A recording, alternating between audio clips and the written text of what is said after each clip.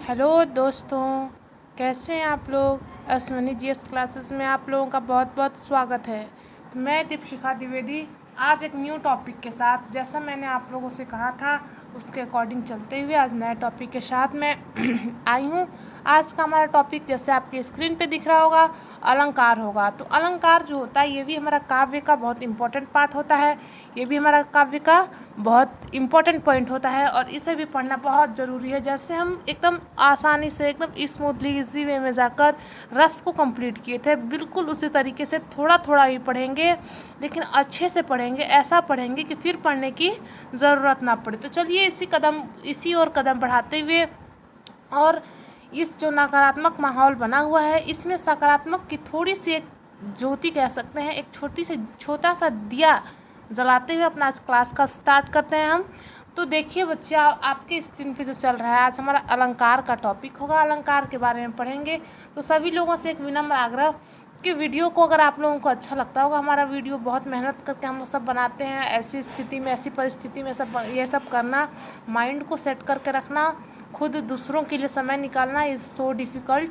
आप आप भी सोच के देख सकते हैं, ऐसे समय में ये सब काम करना थोड़ा मुश्किल हो जाता है, लेकिन हम फिर भी इस काम को कर रहे हैं बिना रुके बिना थके। तो देखिए आज ये का आप लोगों को अगर अच्छा लगता होगा वीडियो तो प्लीज़ इसे लाइक शेयर सब्सक्राइब करिए, बिना कहे इसे बार बार कहने की आवश्यकता ना पड़े, आप लोग लाइक शेयर करते रहिएगा, ज़्यादा से ज़्यादा वीडियो को शेयर करिए और वीडियो को पूरा देखा करिए बच्चों, क्योंकि पूरे क्लास में ना एक कोई भी हम टॉपिक लेकर चलते हैं तो उसको पूरा करने के लिए 2 4 5 मिनट में थोड़ी पूरा हो जाएगा, उसके लिए आपको समय देना पड़ेगा और उस समय का हम फुल अच्छे से इस्तेमाल करेंगे, अच्छा से आपको एक टॉपिक कंप्लीट करा के आपको देंगे, आपको लगेगा पढ़ने के बाद कि हाँ हमने कुछ कंप्लीट किया है। तो चलिए देखिए अलंकार क्या होता है। जो काव्य के 3 पार्ट रस छंद अलंकार है, तो छंद को हमने छोड़ दिया क्योंकि वो थोड़ा सा थोड़ा ट्रिकी पड़ता है, तो अलंकार को हम लेके चलते हैं, उसको थोड़ा बाद में पढ़ेंगे, जब ये सब पढ़ लेंगे उस समझ लेंगे उसके बाद। तो आपको पहले मैं एक क्वेश्चन पूछती हूँ कि अलंकार का मतलब क्या होता है, अलंकार का मतलब क्या होता है। अच्छा एक और बात बच्चों, मैं भूल रही थी कि पिछले क्लास जो हमने टेस्ट का लिया था ना, उसके कुछ बच्चे हैं जैसे स्नेहा कुमारी हैं 11 into 11 पूरे क्वेश्चन इन्होंने सही किया है, एक है दीपाली चौरसिया, इन्होंने भी अपने पूरे क्वेश्चन सही किए हैं। तो आप लोगों को बहुत बहुत बधाई हो, कॉन्ग्रेचुलेशन। आप इस तरीके से क्वेश्चन को सही करते रहिए और हमें कमेंट बॉक्स में कमेंट करके बताते रहिए। भाई कमेंट बॉक्स में वही बच्चे कमेंट करने की हिम्मत करते हैं जो पढ़ने की हिम्मत रखते हो, जो अपने दिल में पढ़ने की हिम्मत रखते हैं, वही लोग कमेंट करते हैं, वही लोग ना टेस्ट देंगे।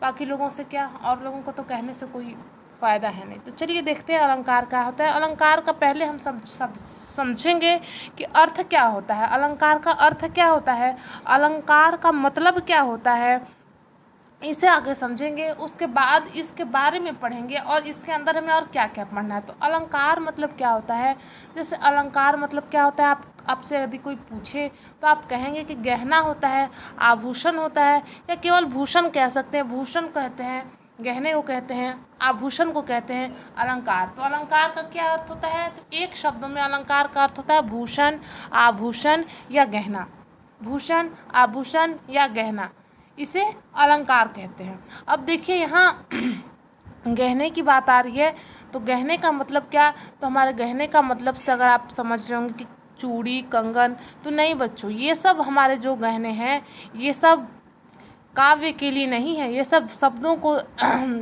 किसी अच्छे लाइन को बनाने के लिए हमें काव्य में गहने, उस तरह के गहने, मतलब शब्द रूपी गहने का मतलब है, कहने का मतलब है यहाँ कान का, नाक का नथ और मांग टीके से मतलब नहीं है, हमें इस तरह के गहने नहीं, हमें शब्द रूपी गहने चाहिए, किसमें, अलंकार में, काव्य को सुसज्जित करने के लिए। तो जिस प्रकार से बच्चों किसी एक औरत को, किसी महिला को, किसी स्त्री को सुसज्जित होने के लिए गहनों की आवश्यकता पड़ती है, ठीक उसी प्रकार से काव्य को सुसज्जित करने के लिए, एक अच्छा सा लाइन बनाने के लिए, एक अच्छी सी पंक्ति बनाने के लिए, एक अच्छी सी कविता का सृजन करने के लिए हमें अलंकार की, शब्द रूपी अलंकार की आवश्यकता पड़ती है, जिसे हम अलंकार के बारे में आज हम इसी में, जिसके बारे में आज हम पढ़ेंगे, आपका ये आज का टॉपिक रहेगा। तो देखिए आपके ये पर पीडीएफ दिख रहा होगा, आपकी स्क्रीन पर पीडीएफ दिख रहा होगा।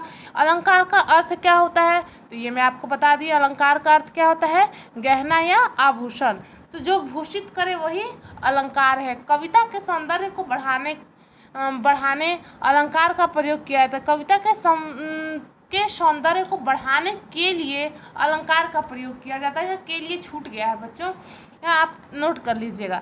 तो आप अपने कॉपी में लिखेंगे, हेडिंग बनाएंगे अलंकार। अलंकार का अर्थ क्या होता है? तो अलंकार का अर्थ होता है आभूषण।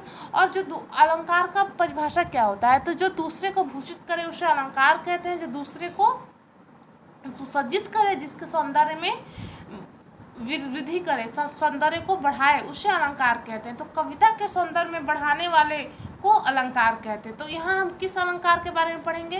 तो जो कविता की सौंदर्य को बढ़ाए, जो काव्य की सुंदरता को बढ़ाए, उसके बारे में आज हम पढ़ेंगे, अलंकार के बारे में। तो जिस प्रकार से गहने धारण करने से, यही बात लिखी हुई है जो मैं आपको बताई हूँ, तो इसे लिख लेंगे, अपनी कॉपी में नोट करते जाएंगे कि जिस प्रकार से गहने को धारण करने से नारी स्त्री की शोभा बढ़ जाती है, नारी या स्त्री की शोभा बढ़ जाती है, ठीक उसी प्रकार से अलंकार को कविता की शोभा, अलंकार से कविता की शोभा बढ़ जाती है। ठीक है, तो ये अलंकार की परिभाषा हो गई। क्या अलंकार के लिए लिखेंगे कि जिस प्रकार से गहने या आभूषण धारण करने से स्त्री की शोभा बढ़ जाती है, ठीक उसी प्रकार से अलंकार धारण करने से, अलंकार धारण करने से, अलंकार का प्रयोग करने से मतलब है अलंकार का यूज़ करने से कविता की शोभा बढ़ जाती है। और देखिए बच्चों, अलंकार के बारे में और हम, ये तो परिभाषा हो गई। अब अलंकार को इंग्लिश में क्या कहते हैं ये भी आप जान लीजिए। द फिगर ऑफ स्पीच, अलंकार को इंग्लिश में क्या कहेंगे? अलंकार के भेद, फिगर ऑफ स्पीच, अलंकार के बारे में इस यहाँ हम पढ़ेंगे। तो देखेंगे इसका मतलब, इसका अर्थ देखिए, आपको मैं बता दी हूँ। इसका परिभाषा क्या होगा? तो जो अलंकृत करे वही अलंकार है, जो अलंकृत करे वही अलंकार है, जो वाणी के श्रृंगार है और सौंदर्य की अभिवृद्धि करता है। जो वाणी के श्रृंगार को, देखिए यहाँ पे थोड़ा सा गलती हुआ, एक मिनट आप रुकेंगे।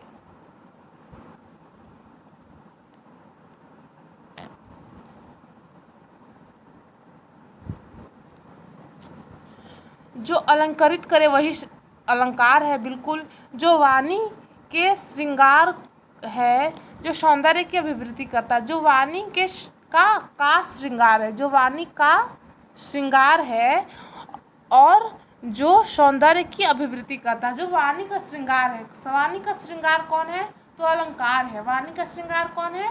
अलंकार है। और जो सौंदर्य की अभिवृद्धि करता है वह अलंकार है। ठीक है, वाणी का श्रृंगार क्या है? अलंकार है। और क्या है अलंकार? जो सौंदर्य की अभिवृद्धि कर दे, वाणी के श्रृंगार के सौंदर्य का अभिवृद्धि कर दे। जैसे एक कोई आप लाइन लिखें, एक कोई लाइन लिखें जिसने एक पंक्तियाँ ऐसे नॉर्मल सा ही लिखा जाए कि जैसे हम यही ले लें कि एक पपीते के पेड़ पर एक पपीता पका हुआ है। ठीक है, तो ये साधारण सा शब्द हो गया। लेकिन जब आप ऐसे बोलेंगे पके पेड़ पर पका पपीता, पके पेड़ पर पका पपीता, तो ये थोड़ा एक तरह से थोड़ा सा अलग तरीके से हो गया ना। इसे बोलने में भी अच्छा लग रहा है, सुनने वाले को सुनने में भी अच्छा लगेगा। तो ये अलंकार हो गया, ये अलंकार का खेल हो गया, ये अलंकार का यूज़ हो गया, जिसका हम यूज़ करके कुछ चीज़ों को हम थोड़ा उसको अच्छा बना सकते हैं, उसे सुंदर बना सकते हैं, उसके सौंदर्य की वृद्धि कर सकते हैं। इसके लिए अलंकार का खोज किया गया। अलंकार का मतलब ज्वेलरी होता है, गहना होता है। तो गहना कब होगा? तो एक स्त्री के रूप में जब हम उसका वर्णन करेंगे तब वो गहने के रूप में होगा। लेकिन ये भी एक काव्य का गहना ही है। लेकिन जैसे स्त्री का गहना होता है, स्त्रियों का गहना होता है, वो गहने नहीं है। शब्द से और अर्थ से पंक्तियों की सौंदर्यता में वृद्धि कराई जाएगी। तो ये हो गया अलंकार का मतलब। ये समझ गए, इसका भेद समझ गए, इसकी परिभाषा समझ गए। भेद नहीं समझेंगे, भेद अभी इसके बाद हम भेद के बारे में चलेंगे। परिभाषा को हमने समझ लिया और लिख भी लिया।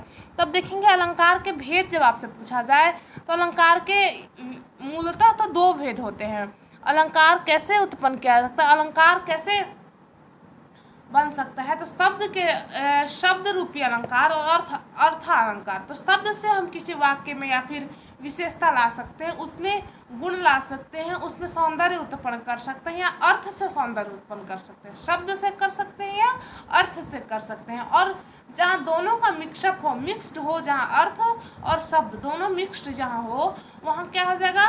वहाँ उभय अलंकार हो जाएगा। तो देख लिया आप अलंकार के भेद। अगर हम किसी लाइन में, किसी पंक्ति में हमें उसकी सौंदर्यता में अभिवृद्धि करना है, काव्य की हमें रचना करनी है, तो हम किस प्रकार से कर सकते हैं? तो शब्द से और अर्थ से, शब्द अलंकार और अर्था अलंकार। और एक और होता है जहाँ दोनों मिले, शब्द का भी हो और अर्थ का भी हो, तो वो हो जाएगा उभय अलंकार। ठीक है, तो ये अलंकार के 3 भेद हो गए। अब इन भेद के अंदर कुछ चीज़ें आएंगी जिसे हमें पढ़ना ज़रूरी है, तो उन चीज़ों को हम देखेंगे अभी, उन चीज़ों को हम पढ़ेंगे। तो चलिए, सबसे पहले कौन आ गया? तो सबसे पहले आ गया आपका शब्दालंकार, और हम शब्दालंकार के बारे में ही पढ़ेंगे, शब्दालंकार के बारे में ही पढ़ेंगे। तो शब्दालंकार क्या होता है बच्चों?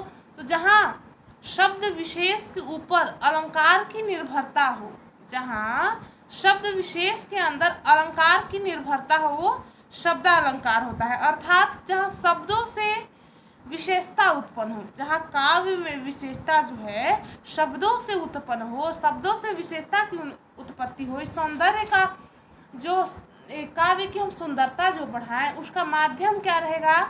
उसका माध्यम रहेगा शब्द, तो वो हो जाएगा शब्दालंकार। जहाँ वाक्य में या जहाँ पंक्ति में अलंकार या चमत्कार कह सकते हैं, या उसकी विशेषता कह सकते हैं, वो शब्दों से उत्पन्न हो। अर्थ में, जहाँ किसी लाइन में, ठीक है, जब किसी शब्द में, किसी पंक्ति में, जब किसी पंक्ति में या किसी लाइन में शब्दों के माध्यम से हम चमत्कार उत्पन्न करें, मतलब चमत्कार उत्पन्न करने से क्या मेरा मतलब है कि उसको सुंदर बनाएं, उसको अच्छा बनाएं, उसे सुसज्जित करें शब्दों के माध्यम से। जब वो वाक्य, जब वो पंक्ति सुसज्जित होगा, तो उसे हम शब्दालंकार कहेंगे। ठीक है, ये शब्दालंकार की परिभाषा हो गई। अब देखिए, शब्दालंकार को भी हम 5 भागों में बांटते हैं, लेकिन विशेषता 3 भाग ही इसके होते हैं। 2 और हम पढ़ लेंगे क्या, इसके बारे में हम जानकारी हमें होनी चाहिए। भले ये एग्ज़ाम के पॉइंट ऑफ व्यू से उतना सा इम्पोर्टेंट नहीं है, ये तीनों ज़्यादा इम्पोर्टेंट है, इन पर ज़्यादा फोकस रहेगा, लेकिन आप जान लेंगे कि शब्दालंकार के 5 भेद होते हैं: अनुप्रास अलंकार, यमक अलंकार, श्लेष अलंकार, वक्रोक्ति अलंकार और विप्सा अलंकार। तो वक्रोक्ति और विप्सा उतना इम्पोर्टेंट नहीं है जितना कि अनुप्रास, यमक और श्लेष इम्पोर्टेंट है। इन तीनों से ज़्यादा क्वेश्चन देखने को मिलेंगे आपको। तो चलिए, इनके बारे में हम एक एक करके पढ़ेंगे। सबसे पहला हमारा क्या आ जाएगा? तो अब देख लीजिए, आपको मैं कितना चीज़ें आपको इतने समय में बता दी, लगभग 10 से 12 मिनट में। अलंकार क्या होता है? तो काव्यों में सुंदरता उत्पन्न करने के लिए या सुंदरता में वृद्धि करने के लिए, पंक्तियों में सुंदरता की वृद्धि करने के लिए हमें जिस ऑर्नामेंट की, जिस मतलब माध्यम हमारा जो होगा वो अलंकार होगा, उसे हम अलंकार कहते हैं। ठीक है, तो काव्यों में सुंदरता उत्पन्न करने के लिए हमें अलंकार की आवश्यकता पड़ती है। और ये अलंकार कितने प्रकार के होते हैं? तो हम कितने तरह से काव्यों में सुंदरता या सौंदर्य वृद्धि कर सकते हैं, उसे आभूषित कर सकते हैं। तो 3 प्रकार से, मूलतः 2 प्रकार से, और ऐसे देखें तो 3 प्रकार से। शब्दों के माध्यम से पहला, अर्थों के माध्यम से, और तीसरा है उभय अलंकार। शब्द और अर्थ का जहाँ मिक्सअप हो, उभय अलंकार हो जाएगा। अब शब्दालंकार पर आइए। तो जहाँ शब्द के माध्यम से पंक्ति में चमत्कार उत्पन्न हो, जहाँ शब्द के माध्यम से पंक्ति में चमत्कार उत्पन्न हो, कह सकते हैं विशेषता उसकी आए, या उस शब्दों के माध्यम से हम पंक्ति को सजाएं, वो शब्दालंकार हो जाएंगे। अब शब्दालंकार में विशेषता 3 भाग होते हैं: अनुप्रास, यमक, श्लेष, और 2 जो है एक्स्ट्रा होते हैं, 2 और इसे पढ़ेंगे। एग्जाम के पॉइंट ऑफ व्यू से इम्पोर्टेंट नहीं है, लेकिन ऐसे ही नॉलेज के लिए आपको जानकारी होनी चाहिए कि इसमें 5 होते हैं। कुल मिलाकर विशेषता 3 हमें, मतलब 3 सही है, 2 को यहाँ हम लेकर चलेंगे कि 2 और होते हैं, इनको और ज़्यादा हम नहीं पढ़ेंगे। तो क्या होते हैं? अनुप्रास, यमक और श्लेष इंपॉर्टेंट है, और वक्रोक्ति और विप्सा ये और 2 होते हैं, लेकिन इनके बारे में हम उतना नहीं पढ़ेंगे, हमारे लिए आवश्यकता उतनी नहीं है, हमारे लिए 3 ही इम्पोर्टेंट है। तो अब देखिए, अब इससे आगे चलते हैं। तो इससे आगे हमारा क्या होगा? तो अनुप्रास अलंकार। अनुप्रास अलंकार का देखेंगे परिभाषा क्या होती है, अनुप्रास अलंकार का परिभाषा क्या होता है, हम ये पढ़ेंगे। उसके बाद क्या पढ़ेंगे? तो उसके बारे में उसकी कुछ उदाहरणों के माध्यम से हम ये देखेंगे कि ये शब्दालंकार के, इसमें किस अनुप्रास अलंकार तो है, लेकिन किस तरह के वाक्य रहेंगे तो हम समझेंगे कि ये अनुप्रास अलंकार है। ठीक है, तो इस तरह हम अपना क्लास को हम धीरे धीरे करके, धीरे धीरे छोटी छोटी टॉपिक्स को उठाकर धीरे धीरे पढ़ते हुए हम पूरा करेंगे अपने इस अलंकार के टॉपिक को। तो चलिए बच्चों, अब और आगे देखते हैं हम कि अनुप्रास अलंकार का हमें जब परिभाषा की बात आएगी, अनुप्रास अलंकार का परिभाषा क्या होता है कि वर्णों या अक्षरों की बार बार आवृत्ति के कारण जहाँ चमत्कार उत्पन्न हो। वर्णों या अक्षरों की बार बार आवृत्ति के कारण चमत्कार उत्पन्न हो, वो अनुप्रास अलंकार होगा। अब देखिए, ये तो बुक का लैंग्वेज हो गया, आपको मैं नॉर्मल भाषा में बताऊं तो जहाँ एक वर्णों या अक्षरों, वर्ण मतलब, अब वर्ण मतलब यहाँ बहुत सारी चीज़ें हो सकती हैं। वर्ण जो है इसके बहुत सारे अर्थ होते हैं। यहाँ वर्ण से मेरा अर्थ क्या है, तो मेरा अर्थ अक्षर से है। अब यहाँ एक और बात मैं आपको बता दूँ कि वर्ण का मतलब और क्या होता है। तो वर्ण से मैं आपको बोल रही हूँ कि यहाँ वर्ण से मेरा मतलब अक्षर से है। तो ये तो बिल्कुल फिक्स बात है ना, ये तो बात है कि मेरा मतलब कहने का अक्षर है, यानी कि इसका और कुछ मतलब होता होगा, तभी तो मैं ये आपको बोल रही हूँ कि मेरा मतलब क्या है, अक्षर से है। तो वर्ण मतलब क्या होता है, आप पढ़े हैं, पता है आपको पर्यायवाची शब्द। तो वर्ण मतलब क्या हो सकता है, तो वर्ण मतलब अक्षर हो सकता है, वर्ण मतलब जाति हो सकती है, वर्ण मतलब अक्षर हो सकता है, वर्ण मतलब जाति हो सकती है, वर्ण मतलब रंग भी होता है बच्चों। पर्यायवाची वर्ण का पर्यायवाची जो है रंग भी होता है, वर्ण मतलब रंग भी हो सकता है। तो ठीक है, ये हम जान लें, लेकिन अभी हमको इतना ज़्यादा उसमें नहीं जाना है। हमें देखना है कि वर्ण का मतलब क्या होता है। तो वर्ण से हमारा मतलब अभी का फिलहाल का जो मेरा मतलब है अक्षर से हो।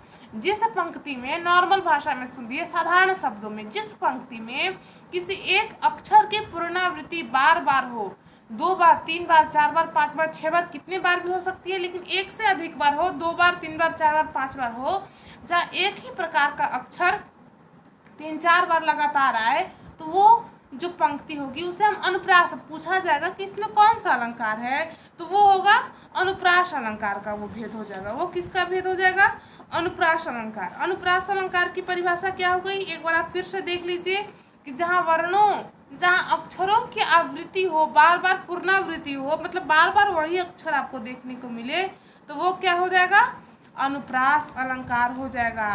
ठीक है, वो क्या हो जाएगा, अनुप्रास अलंकार हो जाएगा। तो ये अनुप्रास अलंकार के बारे में हम परिभाषा उसकी जान लिए। अभी तो आपको समझ में यदि नहीं आया होगा तो आप परेशान नहीं होगा, हम उदाहरण भी देखेंगे। इससे पहले एक और बात जो आपको ये पीडीएफ में देखने को नहीं मिलेगी, यहाँ तो सीधे उदाहरण आपको देखने, एक और चीज़ मुझे याद आया, आप नोट कर लीजिएगा अपनी कॉपी में। कभी कभी ये भी पूछ देता है कि अनुप्रास अलंकार के कितने भेद होते हैं। ये क्वेश्चन मैं देखी हूँ प्रीवियस ईयर क्वेश्चन, तो उसमें ये भी था कि अनुप्रास अलंकार के कितने भेद होते हैं। तो ये भी आप हेडिंग लगाएंगे फटाफट, अनुप्रास अलंकार के कितने भेद होते हैं। तो अनुप्रास अलंकार के 5 भेद होते हैं। ये जो यहाँ नहीं लिखा हुआ है वो भी मैं आपको बता दे रही हूँ। तो पहला होता है छेकानुप्रास अलंकार, वृत्तानुप्रास अलंकार, लटानुप्रास अलंकार, श्रुत्यानुप्रास अलंकार, और एक और होता है अन्यत्रानुप्रास अलंकार। ठीक है, एक और होता है अन्यत्रानुप्रास अलंकार। एक बार फिर से सुन लीजिए कि छेकानुप्रास अलंकार, वृत्तानुप्रास अलंकार, लटानुप्रास अलंकार, और क्या हो गया, श्रुतानुप्रास अलंकार, और एक और हो गया अन्यत्रानुप्रास अलंकार। तो ये 5 भेद होते हैं, और इससे ज़्यादा इसके बारे में नहीं जानना, बस इतना ही हमारे लिए काफ़ी है। अब देखिए अनुप्रास अलंकार के भेद, इसके उदाहरण क्या है, ये आपके स्क्रीन पे आपको दिख रहे होंगे। क्या उदाहरण है, मुदित महीपति मंदिर आए, सेवक सचिव सुमंत बुलाए। ठीक है, तो ये रामायण की चौपाई है, आप जान रहे होंगे। यहाँ राम भगवान के बारे में कहा जा रहा है कि महीपति मतलब, मही मतलब क्या होता है, धरती के पति, मतलब भगवान श्री रामचंद्र जी। मुदित महीपति, मन मुदित करके, मतलब खुश मन से महीपति जो है मंदिर आए, सेवक सचिव सुमंत बुलाए। अब सुमंत जी कौन है, तो सुमंत एक नाम है बच्चों। या रामायण काल में सुमंत जी जो थे राम भगवान के दरबार में, एक उनके दरबार में दरबारी हुआ करते थे, सचिव का काम शायद किया करते थे। तो उनके बारे में कहा जा रहा है कि मुदित महीपति मंदिर आए, सेवक सचिव सुमंत बुलाए। तो ये रामायण की चौपाई है। वहाँ रामायण की जब आप चौपाई पढ़ने लगेंगे तो आप ये चीज़ देखेंगे कि वहाँ पुनरावृत्ति की जहाँ बात आएगी वहाँ आपको अनुप्रास अलंकार के बहुत ज़्यादा भेद आपको देखने को मिलेंगे। अनुप्रास अलंकार के बहुत सारे वर्ड आपको, बहुत सारी लाइनें आपको देखने को मिलेंगी। तो ये रामायण की बातें हो गई। रामायण जब आप चौपाई देखेंगे तो उसमें आपको बहुत सारी देखने को मिलेंगी। अनुप्रास अलंकार के भेद से रिलेटेड आपको बहुत सारे लाइनें मिल जाएंगी। अगर जो बच्चे इच्छुक होंगे, जो पढ़ने में अच्छा मतलब मन लगता होगा, वो देख सकते हैं। तो और देखिए यहाँ पर अब क्या है, यहाँ अनुप्रास अलंकार यहाँ कैसे हुआ। तो मैंने क्या उदाहरण आपको, आप